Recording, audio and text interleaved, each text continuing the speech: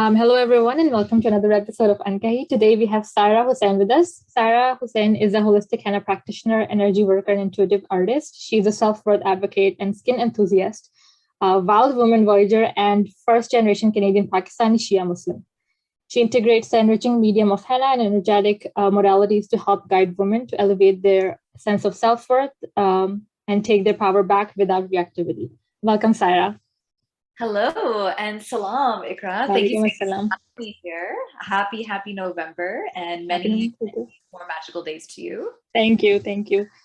So, Sarah, let's get the conversation going with the biggest question I have and sort of like the topic of this conversation. Would you like to tell me a little bit about your journey with henna for so many years and the self-worth in relation to that? Absolutely. So henna has been, as we all know, it's an earthbound medium, and henna for so many years, since the Egyptians to the Mesopotamia to Persian Gulf through South Asia. I mean, now it's traveled all the way to the through the Middle East, Morocco, Spain, and now even North America and Russia. It's in so many different parts of the world, and I feel like henna has always been that intuitive medium that has helped me heal through my self-worth and self-esteem journey. Mostly while I was at OCAD University, I struggled a lot with separation anxiety because I was born and very much sheltered at home. And OCAD actually was my first outdoor out of home experience. Yeah. I grew up as you mentioned as well, a Pakistani Muslim woman. So a lot of kind of, securities and security blankets were put onto me, which veiled me from other exterior and other environmental experiences, which kind of also depleted my self-esteem. I wasn't allowed to, be friends with boys when I was younger and all these things. Yeah, I can relate. A lot of us have gone through that, and I understand why, because of generational patterns that we have seen in our families, but also henna really helped me bring about. I actually used it in my thesis and created a meditation series around henna on sustainable mediums, which exhibited all throughout 2010 through 2015 in different arts in Ontario, and even on like fabric, and I've painted it. And now, I mean, I really just needed an income to kind of pay off my schooling and the wedding shows during OCAD University around in 2009. And I launched Breath of Henna in 2006, working on the street, working in festivals, Kensington Market, which I'm sure you're familiar with. Yeah. So many different areas that really allowed diversity to exist. Yeah. And I just kept going with it, and now I'm a holistic health practitioner, soon to be licensed, and I use that's amazing. Women emotively and choreograph their emotions so that they are able to be seen, heard, and valued. So yeah, I think that's a very wholesome explanation. What I really liked about I've been following your page for some time, and that's primarily because I've been a henna artist myself. I mean, it's not something I do super actively, but it's something, it was a side hustle at one point. And then I've seen so many other henna artists kind of treat it as a side hustle as well. But for you, you're not just treating it as a business, but there are these underlying layers for it, right? Every single design has a story behind it. Every single client has a story. There's this, like, you could see these the way you do it. There's a process. So I think that's really interesting. And how would you, for us, I know that there's like combining the passion for art and then the South Asian roots. It makes sense for us to kind of unleash ourselves into this practice of henna. How would you describe, like, you have helped a lot of women through this journey as well, right? Like, how would you describe your own journey and how has that helped you? Because as going back to our previous conversation, that helping others has also helped you in so many ways. So could you talk a little bit about that? Yeah, sure, absolutely. So I think the sense and the sense of self-worth, if we look at it, there's a big part of self, and then there's also your value. So what you bring into this world, but also what I truly believe is that the divine and whoever you believe, and this is speaking to the world, whoever you believe that made you, that brought you here onto this earth, has given you values and has given you gifts as well. So I felt that with henna, for me, because I am a very creative person, my creativity comes from a very eminent and evident portal in my body, which is my womb, which is like my reproductive system, which is things that have been shunned for so long, things that have been underappreciated. Yeah. Yet the whole civilization, our ancestry, if you look at the tapestries, if you look at our homes, if you look at the karigars, if you look at the houses, everything that we do, including the universe, the earth, everything has art in it. Yeah. And I think that was really suppressed while I was, because mind you, I wanted to go into architecture. I wanted to do all these things. But when I met the LGBTQ community for the first time, I got to see a range of diverse Muslims in my school. I got to see like color, all different types of people, all different types of language. And mind you, like my parents did educate me, but it was limited because it was from college, and they were also busy raising us. So when I went to school, I was isolated. I was alone. I felt segregated, and I felt segregated even more so because that was a time where I was about to take hijab, and I felt like, figure drawing class for me was like a shock. I'm like, I can't see these. Where's my art? Where's that I grew up around? And it wasn't evident in, it wasn't that I was pursuing, the Western rhetoric to create a path for henna artists, but I just more diversity to be seen because I couldn't see myself in European art, in methodologies and all those things. And then even our Islamic class was being taught by this Caucasian male, and I'm just like, are you doesn't make sense? Through like revolution and all these things, and I'm like, this isn't the case. Like there's so much more to this divine knowing. So and I think that Islam makes me, but because I needed to find forms of attachment, I found henna, and I found a serenity, a peace, this transient kind of like space that I created for myself while I was in it was in this multimedia class where we were working with like waxes and all these different things. And I remember bringing in henna because she said you can collages and things like that. Can I bring henna in? And she was like, absolutely. And then I'll talk to my dean in my final year when I was struggling with my mental health, and I went into of chronic anxiety, and I struggled with insomnia for 21 years, and OCAD was a huge part of that. I recall very much so that the aroma of the henna, and mind you, chemical henna, not organic henna, but the aroma back then was very much like compelling me to, give me peace and find me a way. It was very you have these associations with that fragrance, right? Yeah, and the fragrance, and then it compels you, like, permanent marker when you smell it. So, like, these glue guns, these glue sticks smell like bananas, or like, it's just like, what's happening? So I truly do believe that my neurosensors and my brain were very much, they wanted to know more about this piece, and they wanted to know more about this medium. And so I explore it furthermore on myself and on my body. And whenever I would do henna on myself, Ikra, I would almost feel at rest. And everything in that moment and in that time was just it gives you a sense of grounding, I guess, right? The whole process of putting it on yourself. But there was also a sense of like acceptance. And that was the biggest thing that I wanted in school, was that acceptance. Because struggle with racism when I grew up in Hamilton. I was born and raised, struggled a lot.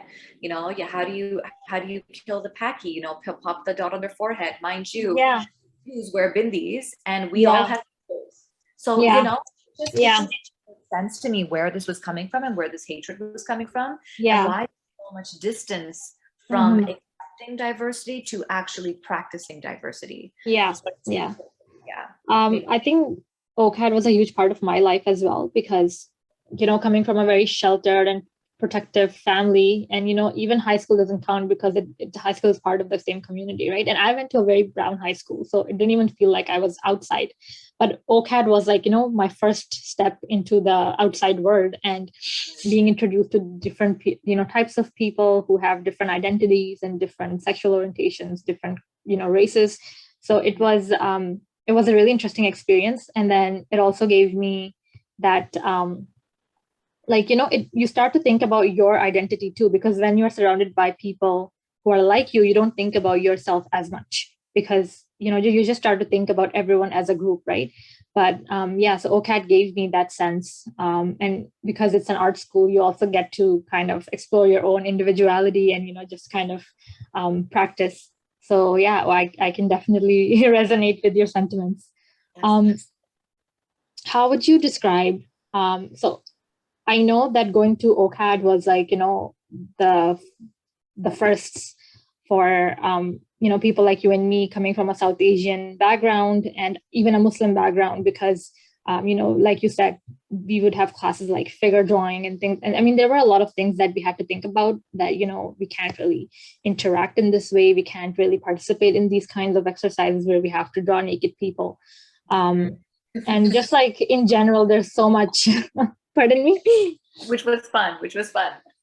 And then there was so much, there were so many other things, right? Because like as Muslims, we need to be conscious of certain things that non-Muslims might not be, right? Yes. So just those kinds of things. And I think now it's becoming more common for brown people to go to art schools and, choose this line. But at that time, I know we didn't even have a Muslim student association, which was so common in every other university, right? But at that time, because there weren't enough Muslims or even brown people, there was nothing going on.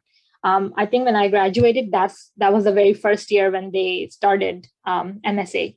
So, OCAD was still very much, isolated from those kinds of groups. Like McMaster, for example, there's a huge Muslim community that goes there, right? And even a huge Shia community who Muslim Association. Actually, I founded MSA at OCAD. I was the first person to start it. And then wow, okay, so that it was you. I didn't know you at the time. It was so hard to get everybody coordinated. But anyways, we'll talk about that on another day. Yeah. So how do you, I know I had my own experiences from our brown community when everyone would know, oh, she's going to an art program. What is she going to do? Because everyone else was doing accounting, engineering, and life science.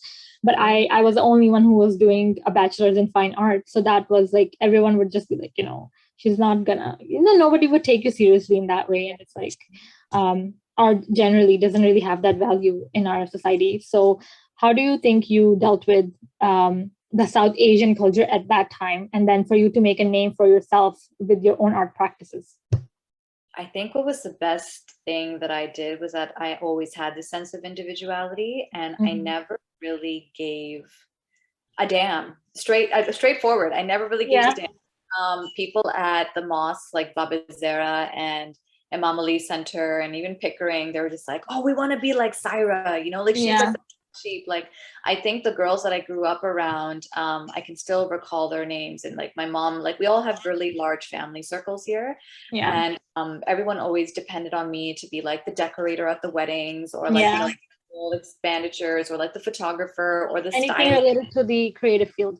Anything. And I was doing all the mehndi, like at everyone's marriage. But I started charging like $80 for full bridal, which was very low. Now I charge. Now that you think about it. I think what was really important at the time was that these girls were looking for an outlet.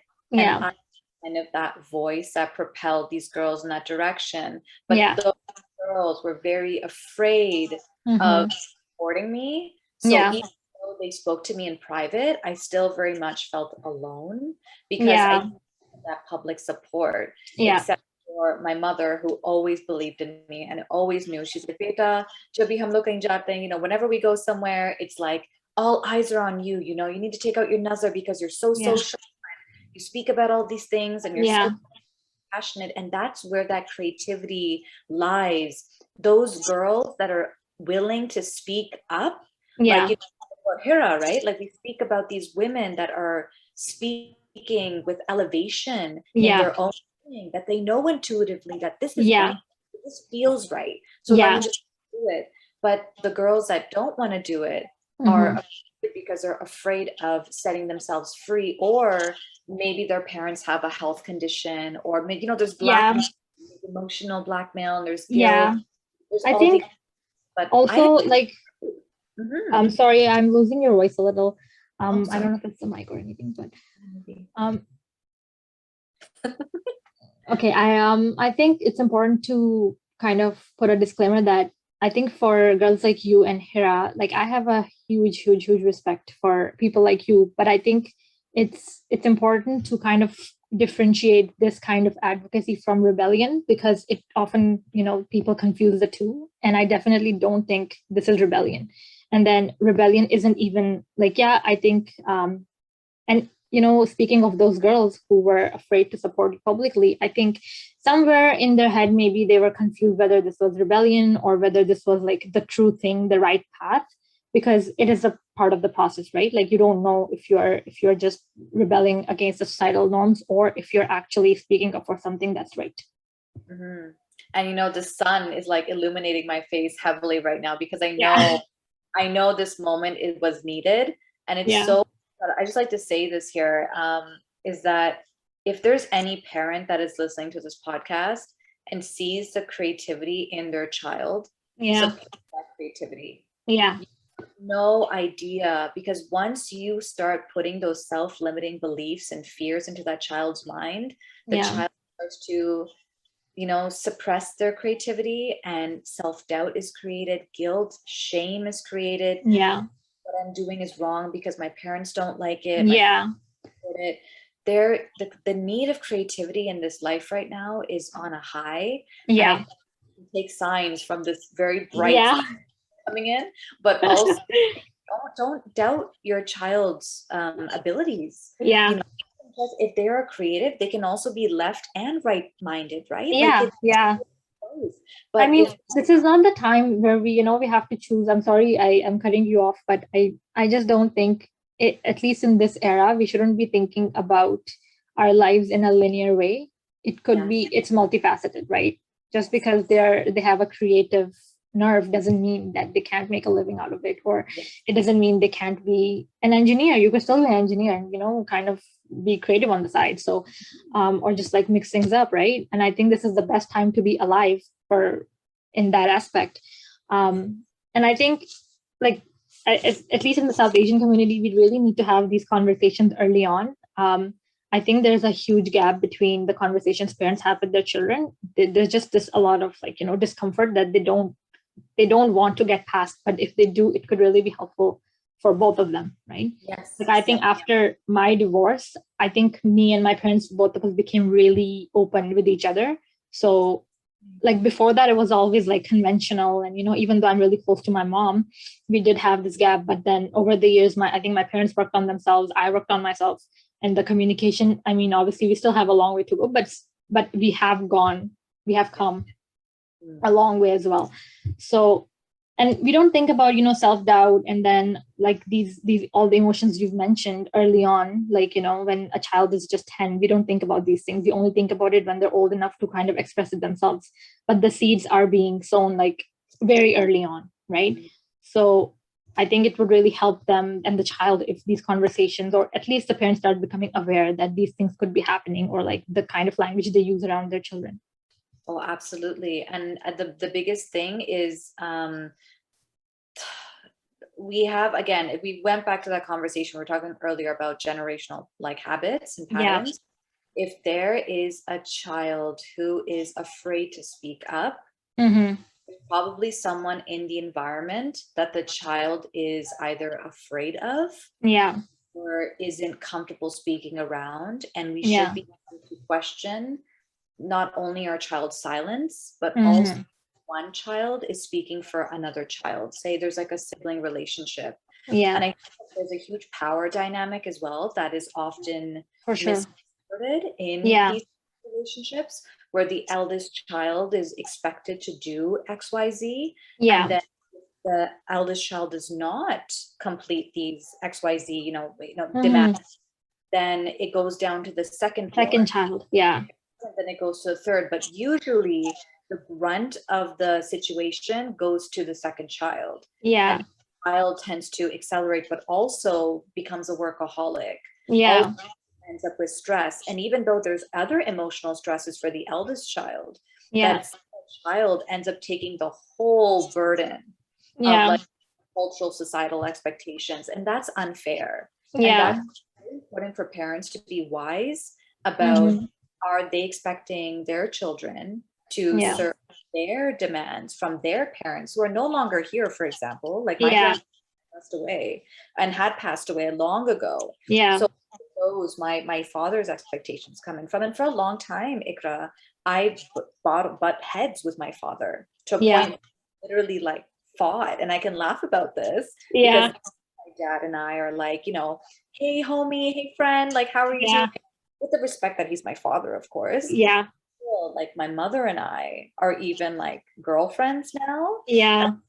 Or where it was like I was dependent on her because my dad wasn't hearing me, and now I need to help her like rise from the same. We all have a lot to learn from in life, but it should never be put on one person to meet that expectant or what is it, like this like lifelong goal or like that just gets passed on through generations, right? Like, oh, we couldn't do it, so now the next generation, the stress and pressures of that same goal fall on the next generation.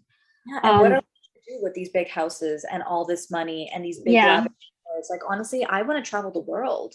So if parents are like, why doesn't Saira have her own house at 33? Why is she living in a shared house? Why? I know these questions are going on. They don't say it because they know.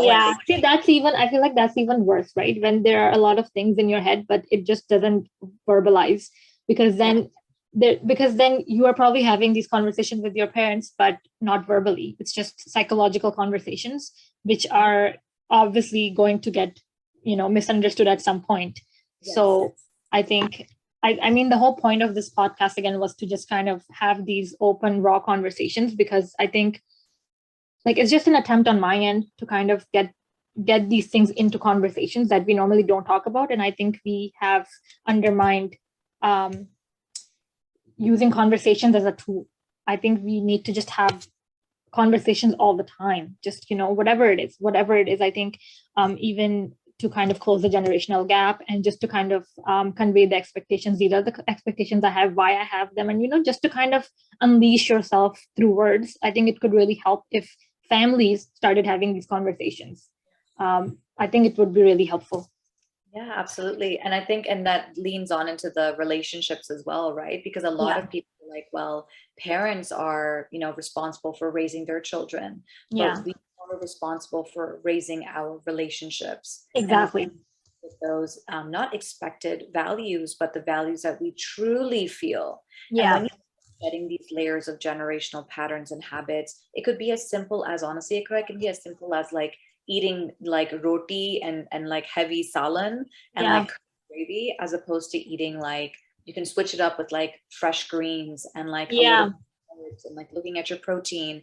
It can be as simple as that, and that will begin to alternate your mind and give you a sense of individuality and a choosing that you can choose to live a very healthy, well life. Like it's very basic.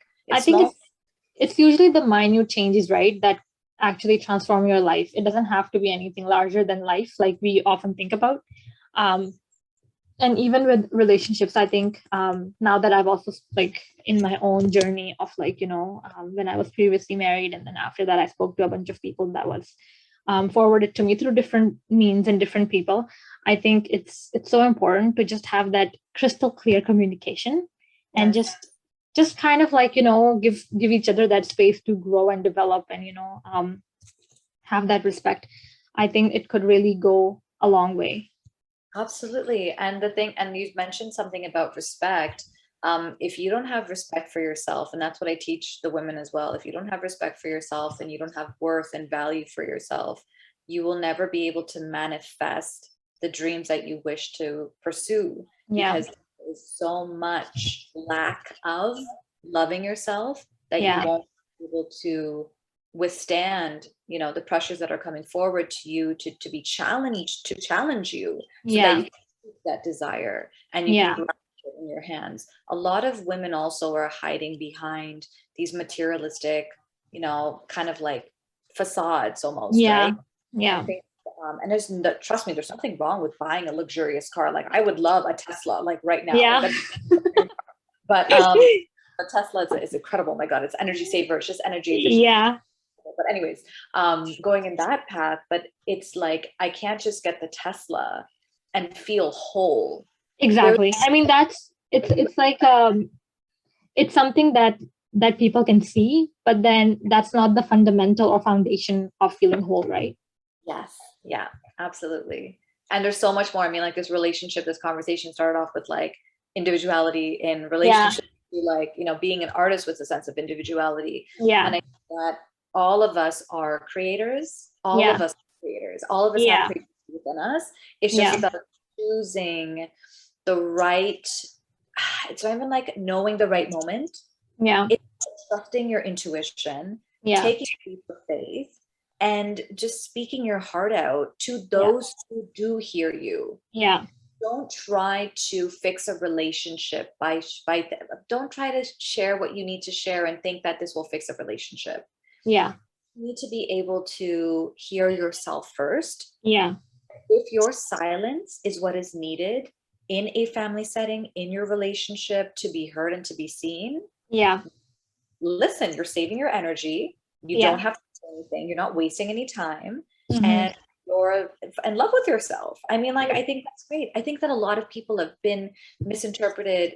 They misinterpret the act of receiving love by complaining and telling these really depressing stories about themselves and trying to cultivate and making themselves a victim and being like, listen, I need time for myself, and you're not giving me it, but you need to give it to me because just putting that exhaustion out there that I need it. But again, silence can speak volumes, right? So you just really need to, I guess, curate what's needed at which time. Saira, we've been speaking about relationships and individuality and self-worth. So would you like to tell me a little bit about, we've spoken about this previously a bit, but could you elaborate a little bit more about your own relationship with your husband and how that journey and growth has been for you? Yeah, absolutely. And thank you for giving me the space to speak about this. This is a very interesting one. Slimy and slithery. And I feel like there's been a lot of bumps, I'll be honest with you. And I think that's one of the most greatest adventures that we've had thus far, is that we've had bumps, and people make mistakes. People make mistakes. People, you know, I told myself that I'm going to do anything to not save this relationship.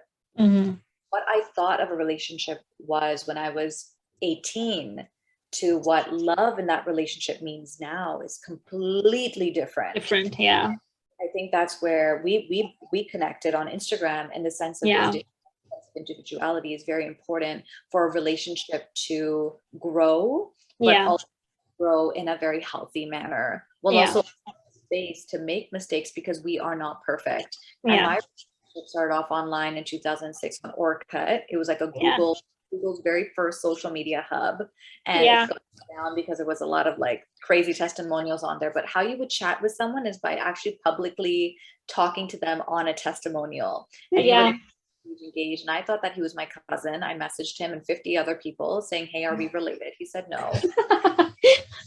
In 2006, November 4th, that's when he says he asked me out, but I'm pretty sure I asked him out, because I remember that will always be an argument. Crazy. And we wrote love letters to each other. We sent over 364 emails to one another, and then we stopped.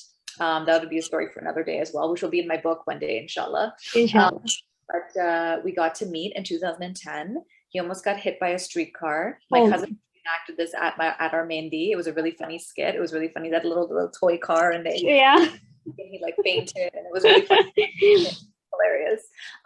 But yeah, we've grown, and I think in some way, shape, or form, we've outgrown our old relationship.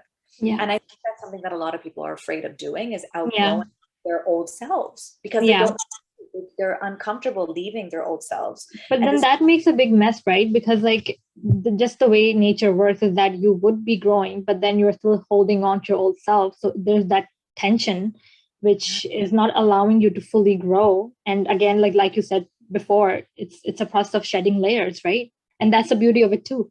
Yeah, and we have to be okay with that. And shedding layers doesn't mean that you're losing your sense of self. You're not losing yourself at all. If anything, you're removing yourself from those emotional addictions and kind of psychological confinements of who you should be. Now, and who I think you're revealing your authentic self even more by shedding layers, right? Yes. Absolutely. And I think that's really exciting, to be honest. I think that's one of the greatest adventures that either, I mean, like we were talking about, like being women and getting our own independent minds. And mind you, people do fall into arranged marriages and it works for them beautifully. But we don't truly know what people fall in love and people who have arranged marriages, what actually goes down. Because even if you fall in love, you can still have problems.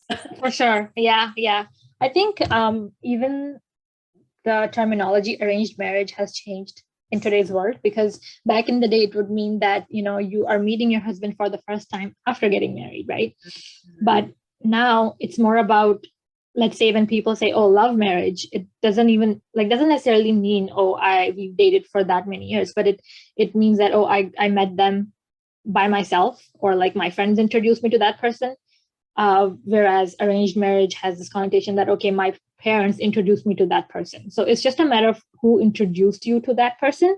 And then after that, it's the same process of courting and getting to know them, right? Because even today, parents have become open-minded enough to like let you explore those opportunities and see if, you know, give you that time, that if it really hits you on the spot or not, and then you can make a decision. So your decisions aren't made by your parents. So it's not really an arranged marriage anymore. I mean, it does happen in some rural areas, I think, but I think the whole process of arranged marriage has changed as well.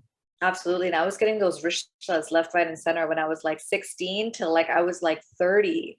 And I was telling my get in, just tell them I'm studying, tell them I'm studying, tell them I'm studying. And she would get so tired because she's just like, when are you getting married? Like, your dad won't accept this marriage. And I was like, well, because I chose to fall in love, because I chose. And my friends, like you talked about too, it was such a taboo back then for online dating. My friends were like, what if it's an old man? And Ikra was that and this is why I believe in divine timing and alignment.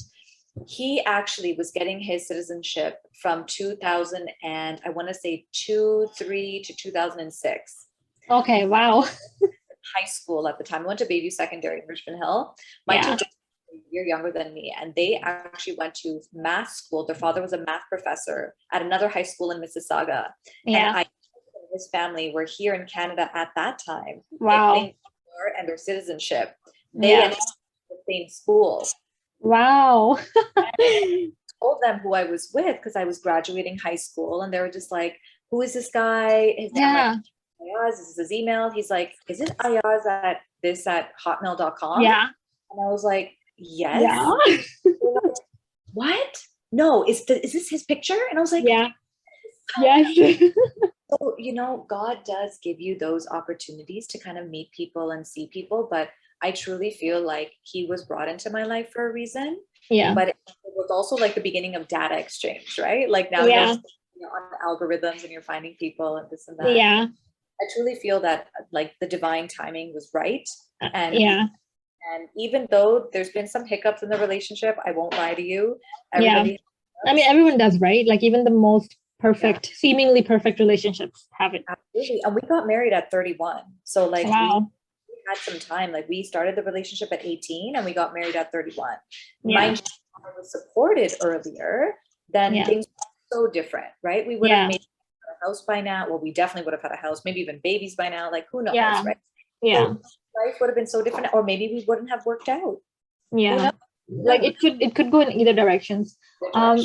So this whole time when you were in the relationship, were your parents aware that you were, because you were getting proposals from other places too? So how did you dodge that? Did you tell your parents finally that I have someone? So I told my mom since the beginning. Mama knew since 2007 that I was speaking to a guy online. She thought it was.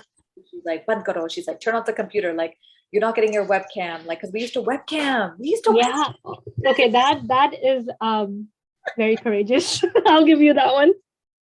So we used to do like Messenger, MSN Messenger, and like Yahoo and Hotmail. It was the transition, right, from like to all these platforms as they came. Daisy Planet and like Neopets, and like we had all these different things back then. For me, it was kind of like I was speaking to him, but every time my dad would come into the room, I would minimize the screen. Minimize it, And he was like, he didn't know anything back then, so it was fine. But now when I think about it, it was kind of like test and tease, and my sisters were like, no. Like my middle sister was always like, she's like, I can't lie to my parents. Like I will never date. I will never do this. And she that was her thing. But I was like, I'm not lying. I'm protecting myself. Yeah, no, I think there's a difference between, like, let's say, I feel like, when we grow up, our emotions and then ourselves psychologically, things become complex, right? And just to keep things, I guess, systematic in a way, you don't want to reveal everything to everyone, right? Yeah. I also wouldn't call it lying, but it's just that, like you can't tell anyone about it unless you know where it's going, right? How do you tell people when things are in process, right? Yeah. And another thing too, Ikra, is that there's a very important boundary that needs to be kept between children. Yeah. And I think that's often lost when parents when they think that they need to protect their children. Now, I know that protection comes from a place of love. Yeah. But it also comes from a place of anxiety and fear. And I think if parents were just to work on which is very important in relationships, even for myself, is that I want to make sure that I do my mental health work. I go to therapy, and I do go to a psychotherapist often because there's so many layers of mental health to focus on. So I think it's really important. And at the time, all my girlfriends knew. Some people at the mosque knew. My girls knew there too. It was kind of like a clan that Saira pyar karegi, and she's gonna fall in love, and she's in love. You're gonna have a love story. Right? And we had imagined at the time that there was going to be 500 to 1,000 people at our wedding. We got married in 2019, and we ran into a financial crisis, and literally we had a 50-person nikah ceremony, but it was such a beautiful nikah. Yeah, and those are the best. It was so good. But we're celebrating our 5-year anniversary, inshallah, and we're going to have a huge party on the beach. That's awesome. So because you were in that relationship, let's say before you got married at 31, and then more than a decade basically you were in a relationship, so you were dating. So did you, because in the South Asian culture, 25 is the prime time to get married for girls, 22 even better. So did it ever occur to you that, okay, I've been seeing this guy for this long, should I just tie the knot, or what was your thought process? Why did you wait that long? Because it's I'm not saying it should or shouldn't happen, but I'm just saying that from a societal lens, it's not very common to just see someone for that long and then decide whether to marry or not. So would you like to talk a little bit about that? Oh my God. Wow. You're hitting the marks. You make me nervous. That's a very, very good question. I think in the simplest form that I can say this is that I was I love what we have, but if I was to do this all over again, I wouldn't wait that long. Yeah. I know now my self-worth. Yeah. And back then I did not know my self-worth. Yeah. And I think for a lot of girls, we chase this ideology that love will solve everything. Yeah. And for me, that was propelling me and fueling me. And I've spoken to him about this, and he knows this. Yeah. That I saw you as safety. I saw you as all go-to. I saw you as a person that I could speak to about my mental health, my anxiety, because you were there for me. And he too, because he was everything. So we were each other's, it was almost like best friends being in a relationship. But totally loving each other. And then when we in 2017, and then we still waited 2 years because it's so it's and then on top of that, we apparently couldn't get married because he had an elder sister. Oh yeah, that she had to get married first. And until she didn't get married, that's he when couldn't. Yeah. I was oh wow. I was it drove me bonkers, and I love my sister-in-law, but it drove me so bonkers to it's just the societal pressures, I guess. Yeah. It doesn't make sense. And now my in-laws and my parents too know that if someone's ready, and if someone has a sense of individuality, and if they have direction, if they have a goal, and if they have finances, let them go.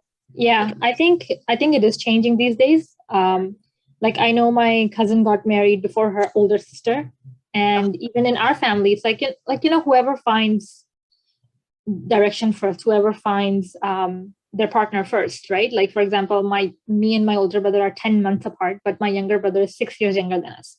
So if he comes to us tomorrow and he says, I found someone, my parents would be open and they would be like, fine, even though he has an older sister and an older brother. But like everyone, I don't think we should like analyze everyone in these groups and these categories that, oh no, because our first child needs to get, then you just become a number, right? Then you kind of lose that sense of individuality. I can't get married early just because my younger brother needs to get married, or if I had a sister, she needs to get married. Then you're getting married for all the wrong reasons, right? Yes. And your power is your sense of self. If you have, I'm going to repeat this over and over and over again, because I think a lot of women will be like, oh, so now we can get married when we're like older. Yeah. And yes, but you don't want to wait and not have a sense of self. Yeah. The whole point of waiting is for you to develop that sense of self and that individuality and knowing and financial stability. I will say this on every single platform. Please raise your daughters first with courage, strength, and a sense of financial stability. Yeah. Important things. If your daughters don't have that, they will literally go through many difficulties in their relationship. And it's not just about, we don't want our daughter to run the house or be the breadwinner. I mean, which is not a bad thing if the situation demands, but she needs to be aware of how finances work to better, to become more compatible to her husband, right? And like, so then she could function at the same level as him when it comes to just running the house, running the family, raising the kids, because finances is a huge part of our lives, right? And I feel like a lot of times finances do become the problem in our relationships because someone is not financially literate. And I think it's also a taboo thing because people don't want to talk about money, right? Yeah. And I think another thing that you said too, Ikra, was that you want to make sure that she's compatible with him. Yeah. The opposite way. Yeah. I think a lot of the times women have been seen as these sacrificial lambs. Yeah. And when it's like, oh, like I'll tell my mom that, oh, mama, like Ayaz and I, we aren't doing good today, like there was no food in the house or something like that or whatever. And she's just like, you need to take care of your husband. And I was like, why can't you take care of me? So I spin the wheel because it's true. And to you, even it may be like, wait a second, I need to take care of my family. Yeah. Your child is a whole other situation. Yeah. The child does not have the skills to cook an egg or put bread on toast. But it's really important for a man and a woman to kind of, I guess, elevate themselves with love, to see each other with empathy, and to know that my wife is working just as hard as me, and I am working as hard as my wife. And if we have that sense of equality, which can be unbalanced at times, that's okay. But please communicate. If I've left the kitchen counter and if I put frozen meat on the counter and I'm not home, I don't know if I got paused there.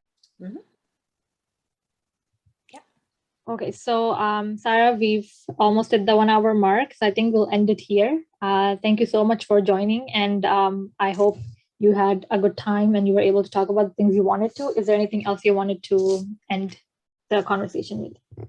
Yeah, sure. Thank you so much, Ikra, for having me in this sacred space. I'm very excited for the growth of your podcast, and inshallah, may it reach many, many young women, girls, men, whoever, all inclusive, individuals, whoever needs this podcast. I hope it reaches them as well. In regards to marriages and having a sense of individuality in South Asian cultures, I hope and pray that, this conversation that we've had really encourages people to think about themselves within a marriage, but also about themselves within their own vessel, within their own body, their mind, their soul, what their goals are, what their intentions are. I think this is a very important question that needs to be asked when it comes to, for an istikhara or like a relationship or a rishta or anything like that. I think decision making in general. Yeah, I think that's really important that we speak about those things, and having a sense of individuality does not stem from having an ego.